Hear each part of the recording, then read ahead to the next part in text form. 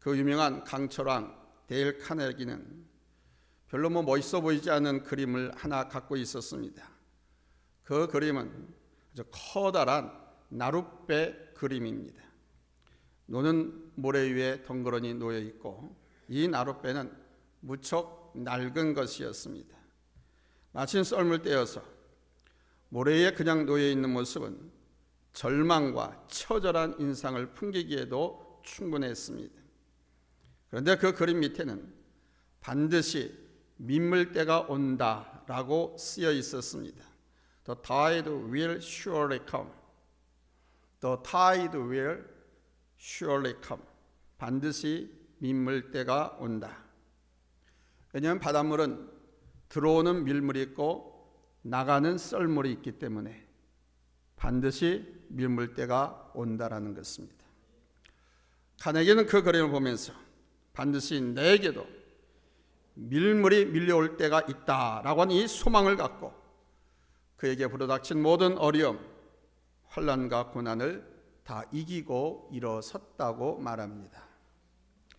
그렇습니다, 여러분. 밀물 때를 기다린 사람은 결코 망하지 않습니다.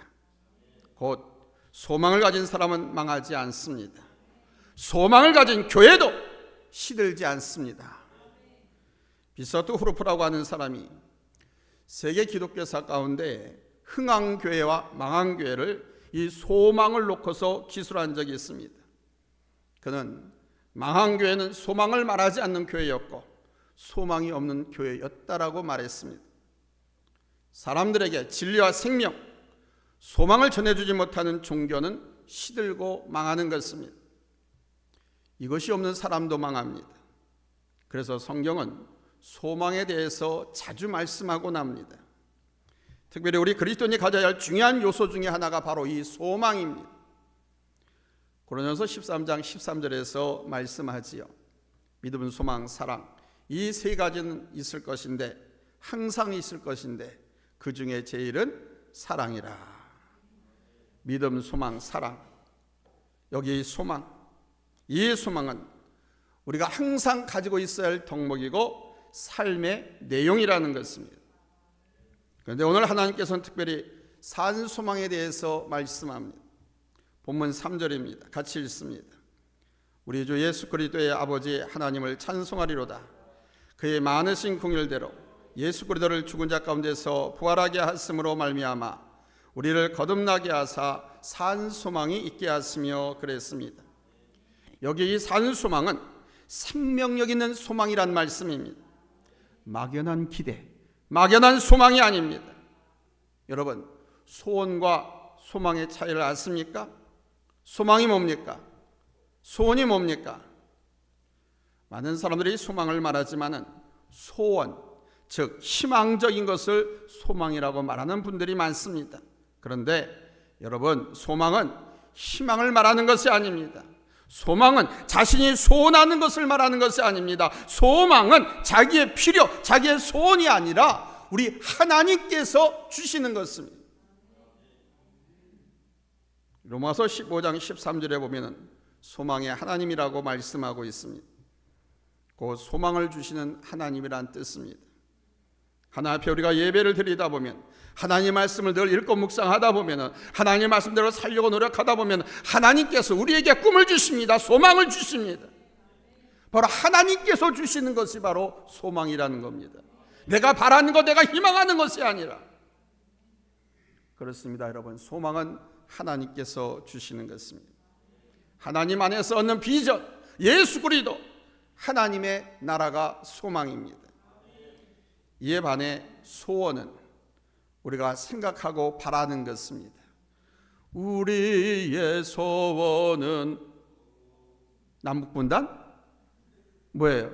우리의 소원은 우리가 바라는 것, 우리가 소원하는 것, 이게 소원이죠. 소망이 아닙니다. 마음으로 희망하는 것, 이거 소원입니다. 뭐 소박한 소원도 있지만 대부분 자기의 욕심에 의한 것이 많습니다. 그러나 이 소원이 하나님의 영광을 위한 것이 될 때는 소망 가운데 이루어지는 것입니다.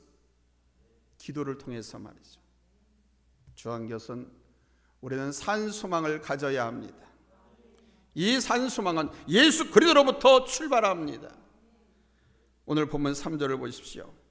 예수 그리스도를 죽은 자 가운데서 부활하게 하심으로 말미암아 우리를 거듭나게 하사 산 소망이 있게 하시며, 이렇게 말씀하고 있지 않습니까? 바로 우리 예수님의 부활과 함께 우리의 부활 소망으로부터 이 산 소망은 시작되는 겁니다. 이 부활의 믿음 안에서, 아멘. 예수님께서 부활하셨으니까 우리도 부활할 거라고 말씀했잖아요. 바로 이 부활의 믿음 안에서 우리는 더욱더 하나님과 하나님의 나라를 알아감으로써 그냥 막연한 소망이 아니라 살아있는 소망을 갖게 되는 것입니다. 바로 이 소망을 말합니다. 산 소망, 영원한 소망. 그래서 믿음의 선진들은 이 땅에서의 삶으로 만족하지 않고 영원한 본향을 바라보면서 믿음의 길을 걸어갔던 것입니다. 이 소망 안에 있을 때 우리는 결코 망하지 않습니다. 아무리 세상이 힘들고 어렵다 하더라도, 인간적으로 어떤 희망이 보이지 않는다 하더라도 이 소망 안에 있을 때 인내할 수 있습니다. 이 소망 안에서 이 땅의 삶을 누릴 뿐만 아니라 여러분 영원한 것도 얻게 되는 것입니다. 첫 번째 됐습니다. 그래서 이 소망을 우리가 가져야 한다는 거예요. 아멘. 하나님께서 이 시간 여러분에게 이 소망을 주시기를 예수님의 이름으로 축원합니다. 할렐루야. 왜 이 소망을 우리가 가져야 되느냐? 이 소망이 우리로 하여금 인내하게 하기 때문에 그렇습니다. 오늘 우리가 본 베드로서를 기록할 당시의 교회는 많은 핍박으로 많은 고난을 받았습니다. 유대인들과 로마에 의해서 교회가 핍박을 받으면서 교회는 세상에 드러낼 수도 없었고, 성도들은 숨어서 예배하고 또 피해 가서 신앙생활을 해야만 했습니다. 땅굴로 숨어들어서 카타콤 생활이 그때부터 시작되었지요. 카타콤, 이 카타콤은 도시의 땅속에 있는 지하무덤으로서 사람이 죽으면 장사하던 곳입니다. 도시 지하에 아주 미로와 같이 파져 있어요. 우리 안산도 그렇고 수원이나 또 서울 대도시에 가다 보면은 집들이 있고 뭐 차가 다니는 아스팔트 도로가 있지만 그 밑으로 가면 엄청난 하수도도 있고 상수도관도 있고 또 뭐도 있어요? 지하철도 있잖아요. 네? 근데 지하철은 아무것도 아니에요. 하수도가 얼마나 많이, 네? 마을마다 동마다 골목마다 다 이렇게 되어 있는지 몰라. 이 카타콤이 그랬습니다. 땅속 깊이 들어가서 아주 미로처럼. 그래서 잘못 이곳에 들어가면 길을 잃어버립니다. 그래서 장례식 없이 그냥 거기서 죽어요. 교회가 그런데 가장 안전하게 예배 드릴 수 있었던 곳이 바로 이 카타콤이었다는 겁니다. 누구도 들어가기를 주저하는 그곳에 성도들은 모여서 예배했고, 성도들은 모여서 기도했고, 성도들은 모여서 찬송했습니다. 여러분 생각해 보십시오. 누구도 들어가기 싫어하는 무덤, 지하 무덤, 깜깜한 곳, 길을 잘못 들어가면 나올 수도 없고 거기서 묻어 죽어서 장사되는 곳, 그곳에서 기도하고 찬송하고 예배한다는 것, 여러분 상상하십니까? 밖에서는 어떻게 하면 기독교인을 잡을까 눈발아리고 있는 그 상황에 베드로 사도가 편지를 통해서 바로 그런 성도들에게 소망을 가지라고 독려하고 있는 겁니다. 우리에 비하면 우린 정말 천상에서 예배드리는 거지. 초대교회는 바로 이런 격려를 통해서 소망 가운데 인내하고 오히려 더 생명이 있는 힘을 갖고 성장했고 세상의 영향력을 뻗쳐나갔습니다. 그래서 소망은 지금 현실적인 것이 아니고 미래적인 것입니다. 믿음 안에서 보는 것입니다. 따라서 기다려야 하기 때문에 인내가 동반되어야 합니다.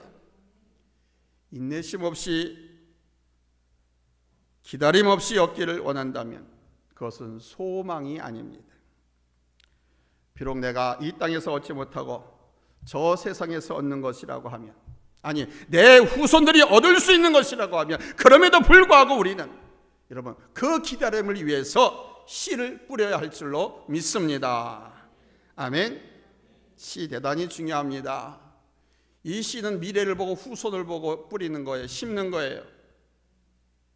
잘 아시잖아요, 여러분들. 지금 나만을 위해 심는 것이 아닙니다. 한 대학 교수가 포도주를 연구하려고 포도주의 주산지가 어디입니까? 프랑스죠. 예, 프랑스에 갔습니다.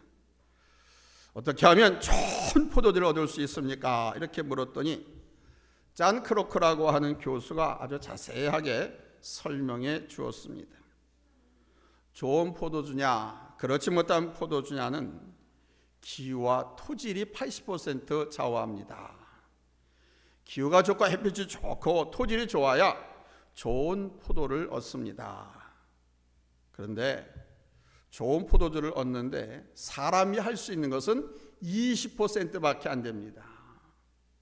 그런데 그 포도 씨앗을 심어서 포도를 딸 때까지 얼마의 기간이 걸리냐 하면 약 7년이 걸립니다.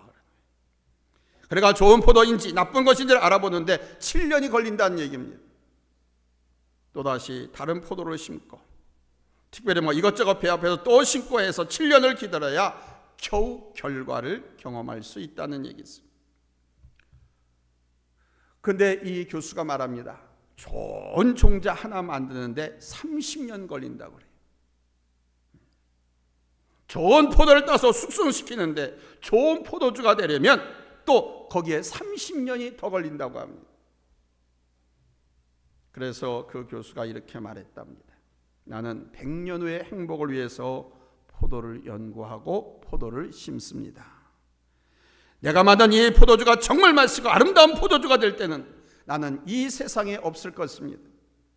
그래도 좋은 포도를 얻기 위해서 이렇게 끈기 있게 힘을 쏟고 있습니다. 이렇게 말을 했다는 것.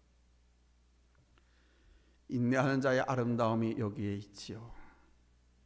비록 내가 지금 얻지 못한다 하더라도 되어질 그날과 그 일을 바라보면서 오늘에 충실하고 오늘의 최선을 다하며 기다리는 거기에 여러분 소망의 능력이 있는 것 아니겠습니까? 두 번째로 인내하는 자는 칭찬과 존귀와 영광을 얻는다는 사실입니다. 그러니까 믿음의 인내를 통해서 연단을 이루고 이 연단은 소망을 이루어서 금보다도 더 귀한 것을 얻는다는 것입니다. 7절 말씀 우리 한번 같이 읽겠습니다. 7절 찾았으면 아멘 합니다. 합독합니다. 시작. 너희 믿음의 확실함은 불로 연단하여도 없어질 금보다 더 귀하여 예수 그리스도께서 나타나실 때에 칭찬과 영광과 존귀를 얻게 할 것이라. 아멘. 금, 골드, 가장 값어치 있는 물건의 상징이 바로 이 금입니다. 고대 시대부터 금은 화폐로 사용되어져 왔습니다.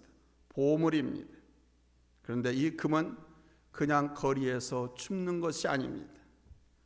반드시 이 금은 캐내야 되고 캐낸 그 돌을 정제하는 재련 과정이 있어야 합니다.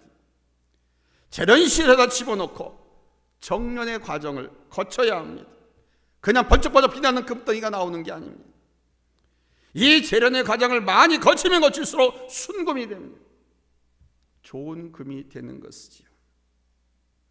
이 재련의 과정에 돌을 부수고 깨시고 으깨고 막편이 이게 재련의 과정입니다. 그러고 나서 높은 고열로 가해서 금이 물처럼 흘러나옵니다. 이 과정을 여러 번 거칠수록 더 순도 높은 99.99%의 금이 나오는 거예요. 그냥 금이 뚝딱 만들어지는 것이 아니라 그 숱한 재련의 과정을 통해서. 그런데요, 우리의 삶도 이런 과정을 거쳐야 한다는 것입니다. 환난과 시험을 거치면 거칠수록 정금과 같은 삶이 이루어진다는 것입니다. 욥기 23장 10절에서 말씀하지요. 그러나 내가 가는 길을 그가 아시나니 그가 나를 단련하신 후에는 내가 순금같이 되어 나오리라. 욥은 자신이 당한 신을 통해서 오히려 더 아름다운 삶을 이루게 될 것을 믿었고 그 삶을 살았습니다.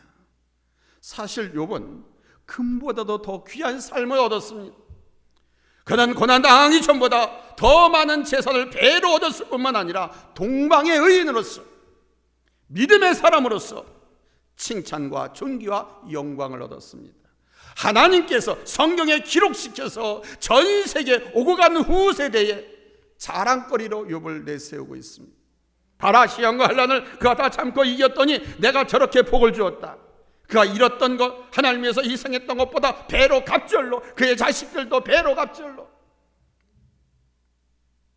그냥 무전이 같은 자식들이었는데, 부잣집 자식들이었으니까 먹고 놀고 맨날 같이 죄 짓는 일밖에 없었는데, 그 자식 가운데는 동방의 최고 미인도 나오고 다 잘난 자식으로 하나님께서 축복을 해주셨어요. 바로 인내하는 자. 아멘. 인내하는 자에게 하나님께서 그를 믿음의 사람으로 인정하셔서 칭찬과 존귀와 영광을 주신다는 것입니다. 여러분, 인내하시기 바랍니다. 우리가 소망 안에서 이 인내를 이루며 살아가면 주님께서 인정해 주시는 거예요. 예수 그리스도께서 나타나실 때에 칭찬과 영광과 존귀를 얻게 될 것이니라. 여러분, 마지막에 뭐가 더 필요하겠습니까? 마지막에 주님 앞에 설 날이 가까울수록, 주님 재림하실 그날이 가까울수록, 우리의 인생이 종칠 때가 가까울수록 뭐가 더 필요하겠습니까? 내가 어떤 믿음으로 살아왔느냐 하는 거 아니겠습니까? 어떤 믿음으로 살고 있느냐.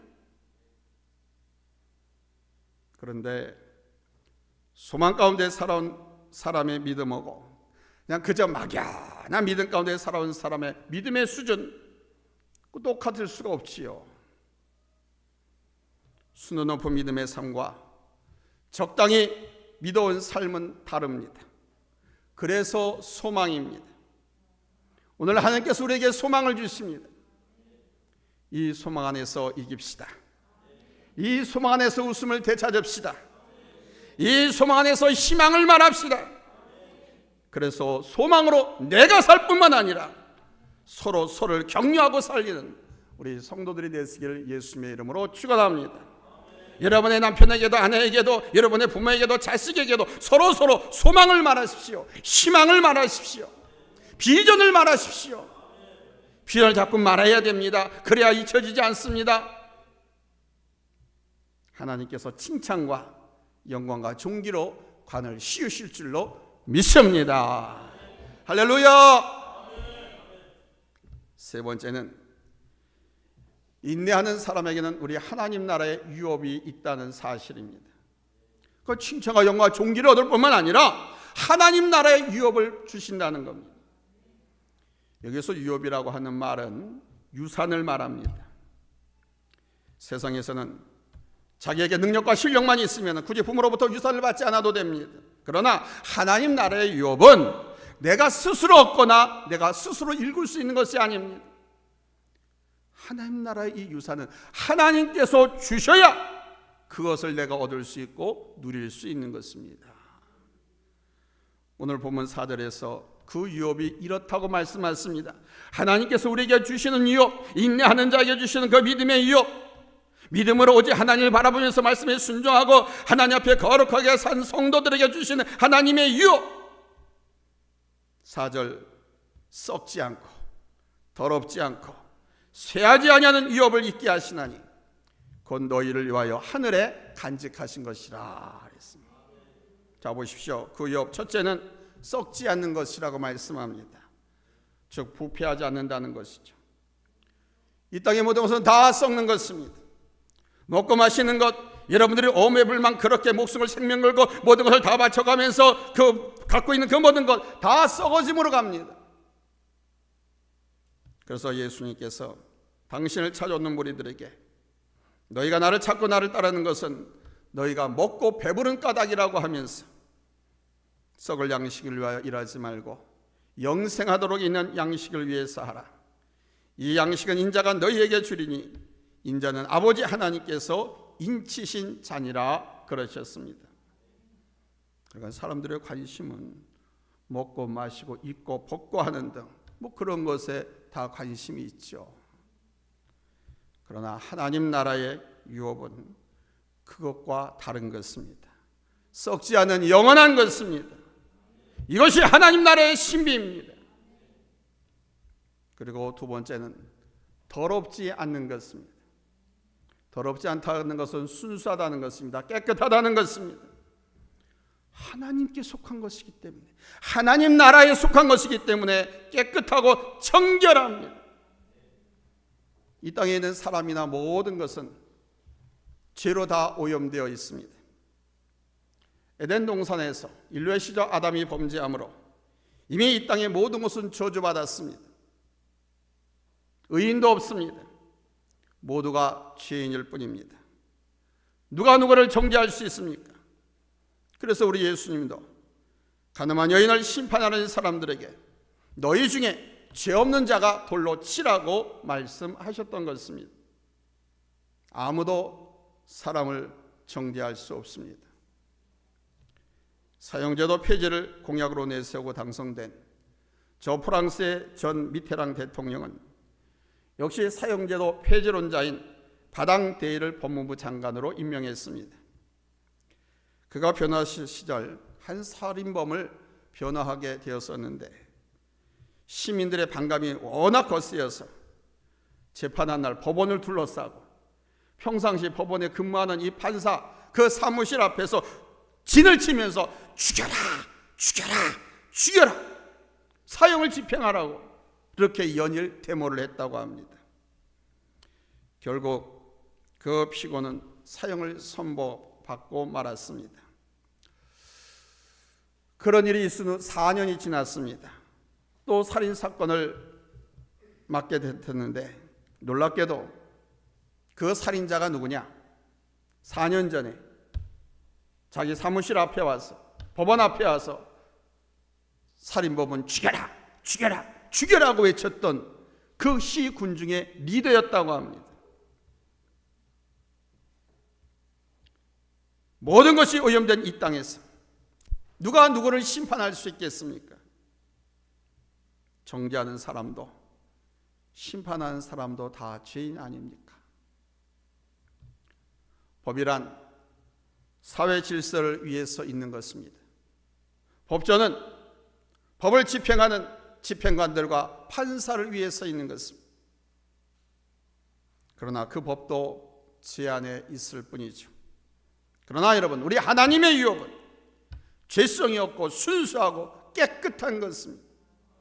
하나님의 법은 살리는 법입니다. 생명의 법입니다. 아멘. 또한 셋째로 쇠하지 않는 유산입니다. 세상의 모든 것은 다 쇠합니다. 꽃은 시들고 풀은 마르지요. 사람들도 쇠합니다. 어제의 홍석기 집사님이 앞으로 10년 후에도 저렇게 똑같이 아름답고 꿋꿋하실 수가 있을까? 누구도 보장 못합니다. 근데 여기서 아니요 라고, 목사님 나는 10년 후에도 지금처럼 팽팽하게 건강하게 50대처럼 살 겁니다 라고 말할 수 있다면 할렐루야야. 난 근데 우리 인간은 그 정도 배짱이 없어요. 하나님의 섭리 앞에 꽃은 시들고 풀은 마르지요. 그것처럼 우리 사람도 쇠하는 것입니다. 오늘 내가 새로운 것을 만들어 놓고 새로운 것을 장만했다고 하는데 그 시간이 지나니까 어떻게 됩니까? 변질돼 버립니다. 구닥다리가 돼 버립니다. 죄송합니다. 옛것이 돼 버려요. 쇠했습니다. 어디서든 이 땅의 모든 것은 쇠했습니다. 약속의 땅 저 가나안에서도 마찬가지입니다. 사람들은 썩기 때문에, 추하고 쇠하기 때문에 고민하는 겁니다. 옛날부터 사람들은 이 세상과 다른 저 세상의 이야기들을 많이 만들어냈습니다. 왜 그런지 아세요? 우리가 살아가는 세상이 바로 그렇기 때문이지요. 그래서 전혀 다른 세계를 동경하고 꿈꾸는 가운데서 무릉도원, 신선나라 이야기, 무병장수 이런 이야기들을 만들어낸 것입니다. 그런데 하나님께서 우리에게 단지 바람으로서가 아니라 소망으로서 우리에게 그 나라와 그 유업에 대해서 말씀해 주십니다. 썩지 않고 더럽지 않고 쇠하지 않는 그 유업 뭘까요? 하나님 당신이십니다. 인내하는 자에게, 믿음으로 끝까지 인내하는 자에게 하나님 당신을 우리에게 주신다는 거예요. 아멘. 여호와는 나의 목자시니 내게 부족함이 없으리로다. 하나님 당신만으로 만족합니다. 아멘. 하나님 당신을 우리에게 유산을 주신다는 거예요. 여러분, 그럼 된 거 아니에요? 그럼 된 거 아닙니까? 모든 것을 다 이루는 거 아닙니까? 아멘.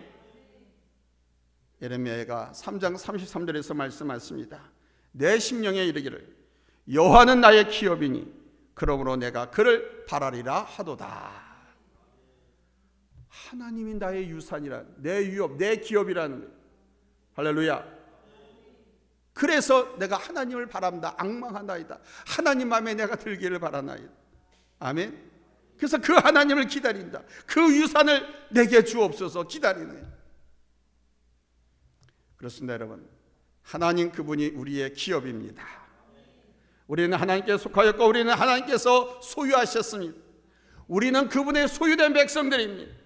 우리는 하나님 안에서 하나님 나라의 모든 것을 누리면서 살아갈 수 있습니다. 그것은 이 땅에서 먹고 마시고 썩고 쇠하는 것이 아닌 전혀 새로운 것들입니다. 할렐루야. 할렐루야. 그 유산이 우리에게 주어지기에 우리는 소망을 가질 수 있는 거예요. 때문에 여러분, 천국에 대한 소망을 가지시기 바랍니다. 하늘나라에 대한 희망을 가지시기 바랍니다. 우리가 더 힘들고 어려운 것은 왜 그러느냐? 하늘나라 천국을 바라보지 못하고 하나님을 바라보지 못하고 어려운 현실만을 보고 집착하기 때문인 겁니다. 어려운 현실은 우리를 망하게 합니다. 포기하게 합니다. 절망하게 합니다. 어려운 현실은 우리를 하여금 하나님을 생각하지 못하게 만듭니다. 이 사탄의 유혹이에요. 그래서 사람들이 어려운 현실에 집착하다 보니까 천국을 잃어버립니다. 하나님의 비전, 하나님의 약속도 잃어버립니다. 그래서 두려워하고 염려합니다. 천국을 잃어버리면 염려하고 두려워합니다. 그러나 우리 안에 하나님 나라와 그 기업을 생각한다면 오늘의 빼앗김도, 오늘의 실패도, 오늘의 병든과 힘든 고난도 넉넉히 이겨나갈 수 있는 것입니다. 할렐루야. 아멘. 삶의 현장에서 피땀을 흘리는 근로자가 힘이 들면 품속에서 지갑 속에 있는 가족 사진을 들여다봅니다. 그러면 나도 모르게 얼굴에 미소가 띄었습니다.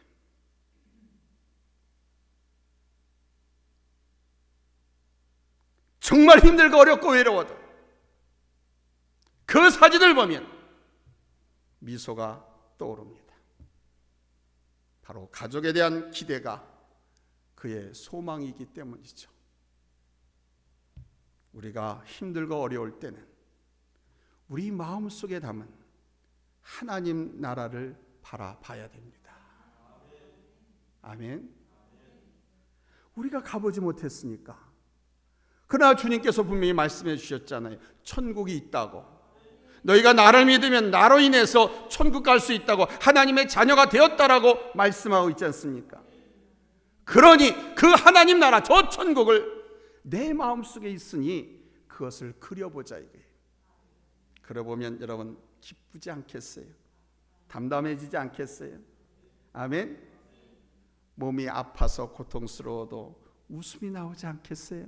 왜? 천국 가면 다시 나는 것이 없고 죽는 것도 없고 아픈 것도 없고 병든 것도 없고 온전하게 부활해서 영생한다고 했으니, 여러분 하나님 나라의 청사진을 보시기 바랍니다. 하나님 나라의 청사진을 보면 우리는 미소를 잃지 않고 살 수 있을 것입니다. 이렇게 힘들고 어려운 상황을 전해들은 목사님들이, 그런데 어떻게 이 목사는 맨날 같이 설교해 보면은 쌩글쌩글 웃으면서 설교해? 요즘 그러더라고요. 제 이야기를 들으면 안 믿어요. 못 믿어요. 그러나 저는 목사입니다. 종입니다. 하나님의 약속, 저 천국. 여러분, 제가 지금 죽으면 천국까지 지옥 가겠어요? 그렇죠? 그러니까 뭐가 제가 두렵겠어요? 그냥 끝까지 하나님 말씀 전하고, 아멘? 하나님 일 하다가 천국 가면 그 천국에 대한 약속이 있으니 여러분 얼마나 감사합니까? 아멘? 그래서 담대하고 기쁜 거예요. 그러다가도 현실에 또 묻혀보면 괴로워, 힘들어요. 그럼 또 하나님의 약속 말씀을 들어 기도하고 말씀을 보면 또 하나님께서 산 소망을 내게 막 불러주시는 거예요. 천국에 대한 소망을 불러주시고 내게 주신 비전들을 또 막 들려주시는 거예요. 그럼 또다시 살아.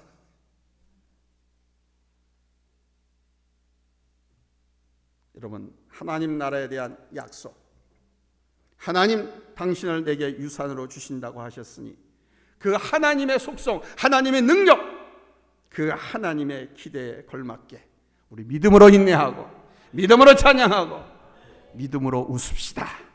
할렐루야. 사랑하는 여러분, 여러분에게 소망이 있습니까? 여러분의 소망이 희미하고 뿌옇다면 다시 깨우치십시오. 내 안에서 산 소망으로 일어나야 합니다. 죽은 소망이 아닙니다. 산 소망입니다. 될까 말까 하는 그런 소망이 아닙니다. 반드시 된다라는 소망입니다. 아멘. 그러면 우리는 이 세상에서 인내할 수 있고요, 여러분, 평강과 기쁨으로 다시 설 수 있는 줄로 믿습니다. 그래야 할 때 우리는 최종적으로 칭찬과 영광 존귀를 얻게 되고요, 하나님 나라를 여러분 유업으로 받게 될 줄로 믿습니다. 이와 같은 축복된 삶이 여러분들에게 있어지기를 예수님의 이름으로 축원합니다. 할렐루야. 할렐루야. 기도하겠습니다. 하나님 감사합니다.